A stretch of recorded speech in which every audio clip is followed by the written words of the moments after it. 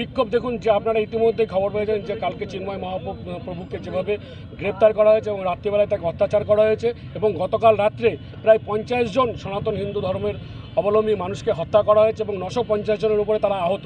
এই আন্দোলন আমরা দিকে দিকে ছড়িয়ে দিতে যাচ্ছি, শুধু এটা বনগাঁর মধ্যে না, সারা ভারতবর্ষ এবং সমগ্র বিশ্বের কাছে আহ্বান করব যে সনাতনীরা আজকে আক্রমণ, সবাই ঐক্যমঞ্চ হন, একত্রিত হয়ে আমরা অবিলম্বে ইউনিশ সরকার, এই অপদার্থ সরকারের আমরা পদত্যাগ চাচ্ছি। কারণ এটা একটা জালিয়াতি সরকার, কারণ আপনারা জানেন কিভাবে তারা ক্ষমতায় এসেছে, কোনো গণতন্ত্র নেই এবং সেই জন্য আমরা চাই যে ইউনিশ সরকারের পদত্যাগ চাই এবং আমরা এই মঞ্চ থেকে স্লোগান দিতে চাই যে জুতো মারো তালে তালে ইউনিসের গালো গালে, এবং সেই সঙ্গে ইউনিসের আমরা পদত্যাগ চাইছি এবং ওইখানকার সনাতন হিন্দুদের আমরা নিরাপত্তা চাচ্ছি এবং আমরা চাইছি যে কোনো রাজনৈতিক রং না দেখে সমস্ত হিন্দুরা আজকে একত্রিত হোক এবং ভারত সরকারের কাছে আমরা আবেদন করব যাতে এই বিষয়ে তারা